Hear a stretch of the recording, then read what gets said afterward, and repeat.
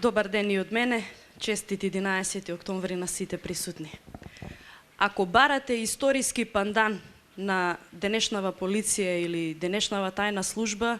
присетете се на Германското министерство за заштита на партијата и ќе го добиете одговорот во што се претвори чуварот кој што требаше да не заштити сите.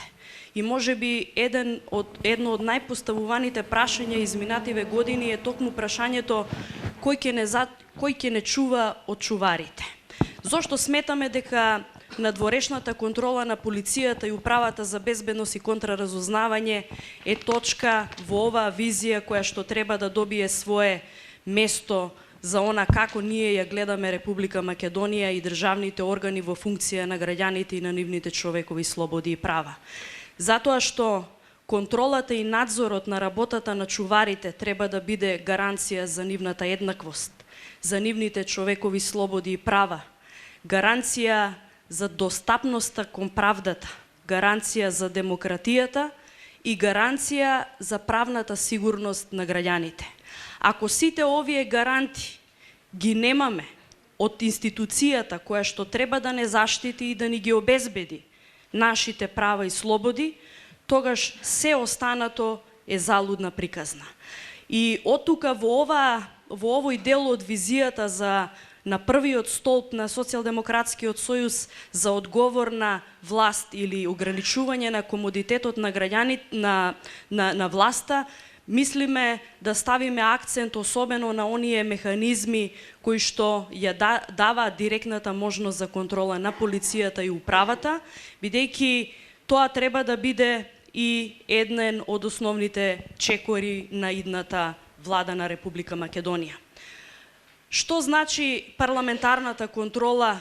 над работата на полицијата е управата за безбедност и контраразузнавање, Агенцијата за разузнавање и Собраниската комисија за следење на електронските комуникации. Ако се обидете да се сетите кога последен пат, ако не го броите вторникот каде што во собранието заседава двете комисии за контрола и надзор на УБК и следењето на комуникации, нема да го добиете одговорот, исто како што нема да добиете одговор, односно да се сетите кога последен пат заседаваше Советот за безбедност по прашања кои што се директно во надлежност на Советот, а се однесуваат за контролата на работата на органите што треба да ја гарантираат безбедноста на граѓаните. Во таа насока, кога зборуваме за гарантирана парламентарна контрола како формален механизам за надзор на полицијата и на управата за безбедност и контраразузнавање, мислиме не за желбата или волјата на министерот и директорите на контраразузнавачката и разузнавачката заедница да учествуваат во работата на комисиите, туку нивна обврска. Тоа нема веќе да го сведеме на волја или на желба, туку на нивна обврска да учествуваат во работата на овие собраниски комисии, да одговараат на поставените прашања на стручната јавност, на граѓанскиот сектор кој што ќе биде редовно покануван на тие собраниски седници и преку тој надворешен формален механизам да има можност граѓаните директно да бидат запознаени со природата на работата, меѓутоа и со мерките кои што се преземени од страна на овие институции. Кога зборуваме за ненајавените контроли во управата за безбедност и контраразузнавање, тогаш доаѓаме до прашањето на скандалот со прислушкувањето и се она што беше неможно да се направи од позиција на парламент во изминативе години. И да не се чудиме зошто дојдовме до тука и зошто аферата доби вакви размери, затоа што навистина ниту формалните механизми, ниту внатрешните формални и неформални механизми можеле да го спречат, да ја спречат злоупотребата на оваа софистицирана алатка за добивање на контрола или спроведување на контрола над граѓаните. Тоа веќе ќе биде минато и нема веќе да се сведе на политичка волја, наша политичка волја, туку обврска. Кога зборуваме за човековите слободи и права, да се присетиме само какви се извештаите од Народниот правобранител по прашање на тоа како се третираат пречекорувањата на полициските овластувања или се она што беше јавен настан по однос на неколку немили настани во кои што настрадаа граѓани, а сторители или прекршувачи на нивните права беа полициските службеници. Расте статистиката кај Народниот правобранител за поднесени представки, повторно заради нефункционалноста на секторот за внатрешна контрола во однос на третманот на тие пречекорувања заради внатрешната негативна солидарност во рамките на полицијата. Меѓутоа, растат и бројот на представките од полициските службеници пред Народниот правобранител, затоа што веќе и тие многу ретко може да ги остварат и добијат или заштитат своите права во рамки од страна на своите работодавачи. Затоа предлагаме мерка во оваа наша визија, ја реафирмираме мерката од изборната програма 2011 година, само неколку месеци пред да се случи Мартин Нешковски, а тоа е воведувањето на посебна организацијска единица во рамките на Народниот правобранител или полицискиот омбудсман,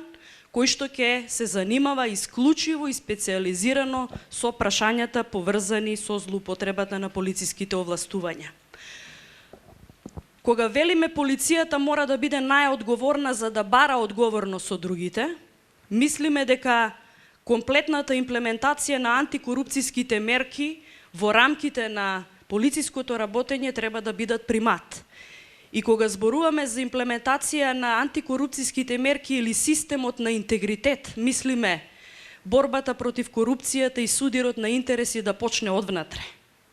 Да се воспостават механизми на сериозна контрола на корупцијата и судирот на интереси во рамките на полицијата, за да може преку таква спроведена и декларирана одговорност да се бара одговорност и од останатите. Кога зборуваме за независни истраги во рамките на секторот за внатрешна контрола, во кој што како жртви се јавиле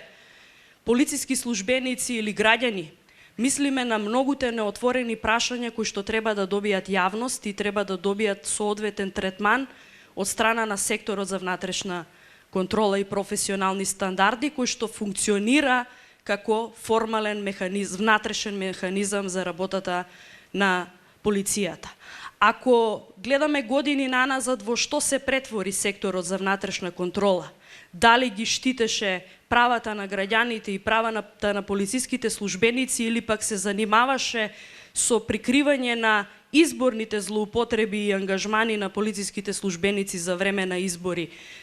од страна на владеачката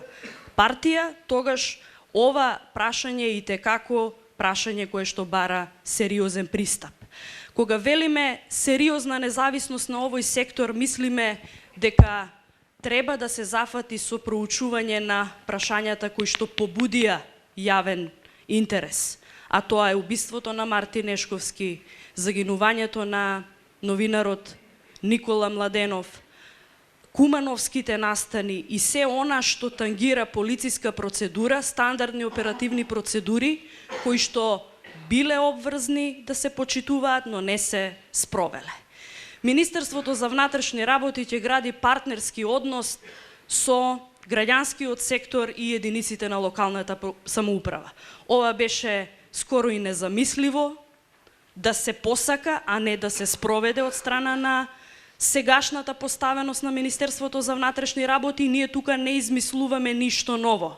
бидејќи ова е обврска и досега пропишана во законските акти на Министерството, меѓутоа скоро и да не заживеало.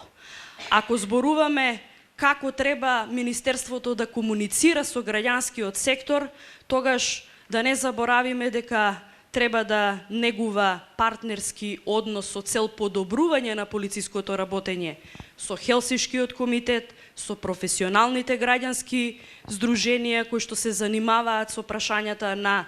тортурата, прашањата на семејното насилство, трговијата со луѓе, миграцијата и се она што е специјализирано третирање на прашањата од страна на граѓанскиот сектор. Затоа што да не заборавиме, граѓанските здруженија и медиумите се надворешниот неформален механизам за контрола на работата на полицијата и тајната полиција во овој случај.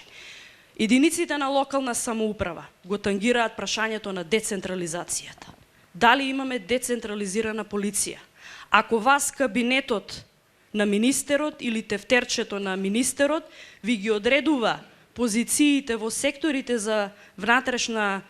внатрешни работи кои што треба да ја доловат децентрализацијата на полициската работа, вие денеска ќе видите дека скоро советите на општините и да се иземени од правото самите да го избираат командирот на полициската станица и пред советот на општината тој да поднесува извештаи за своето работење. Или па да биде отповикуван од позицијата командир на полициска станица само затоа што не обезбедил доволно услови за гарантирана безбедност и живот на граѓаните. Ако се сетите само како функционираше тој совет за безбедност по убиството на Ангел во Ѓорче Петров, ќе видите дека беа потребни мал милион механизми и граѓански интервенции за да се покрене тој механизам кој што е пропишан со закон, а не функционира. И повторно нагласуваме, ова нема да биде политичка волја на владата и Министерството за внатрешни работи, ова ќе биде задолжителна законска обврска за која што ќе имаат право да не критикуваат сите доколку не биде реализирана. Полицијата и судството се некако многу блиску во онаа релација на гаранција за правдата и достапноста на правдата или слободата. И во овој дел на реформите, во нашата визија, предлагаме неколку суштински цели кои што ги поставуваме, а си имаат под себе и одредени конкретни механизми и активности кои што ќе доведат до нивна реализација. Кога велиме ќе го реформираме судскиот совет, мислиме дека во него нема да учествува министерот за правда како досега, за да може преку неговото политичко влијание да влијае на одлуките на судскиот совет и дека дел од членовите на судскиот совет ќе бидат избрани од страна на собранието, а председателот на судскиот совет ќе биде биран од членовите избрани од страна на судиите. Ова е еден независен механизам за конституирање на судскиот совет кој што треба да биде гарантор за правдата или законитоста на постапките што ќе се водат во судот. Државниот јавен обвинител, кој што изминативе години се покажа дека исполнува исклучиво партиска агенда, а напредува преку чудни политички монтирани стечајни постапки, и е доста интересно тоа дали ние воопшто можевме да очекуваме нешто од сегашниот државен јавен обвинител да преземе по однос на сите дегенерации на правниот систем за кој што веќе нема кој не знае. Социјалдемократскиот сојуз има вистинска чесна намера да го ослободи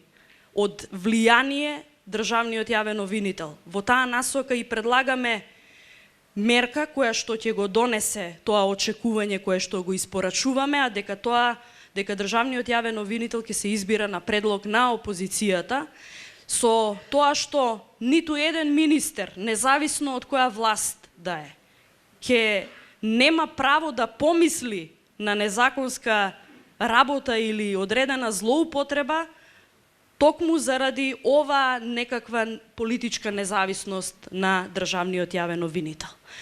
Достапноста до правдата е исто така прашање кое што денеска ги тангира граѓаните. Ако само во своето непосредно обкружување се запрашате колку од вашите роднини, комши, познаници имале потреба да внесат тужба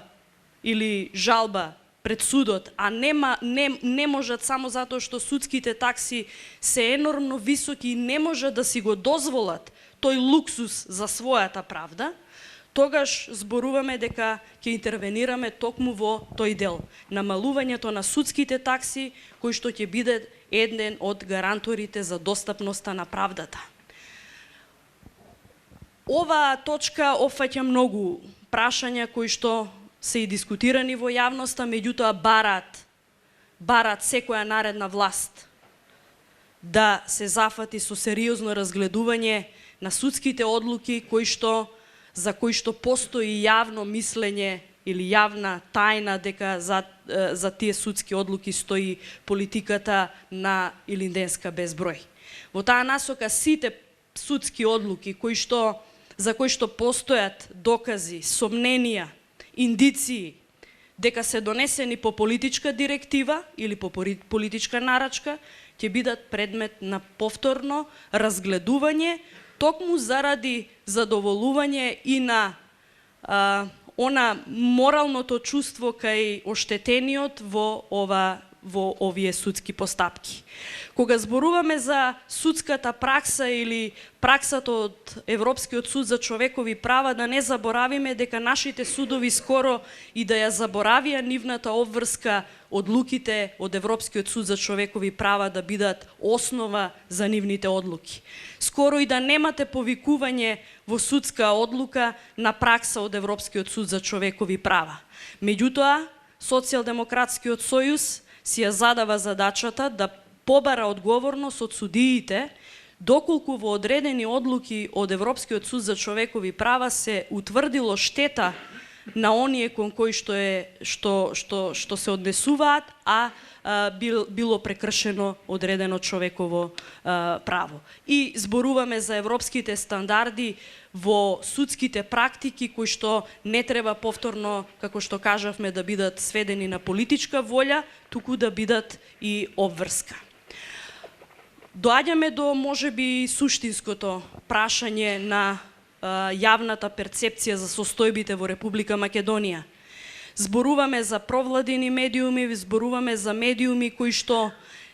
не известуваат објективно,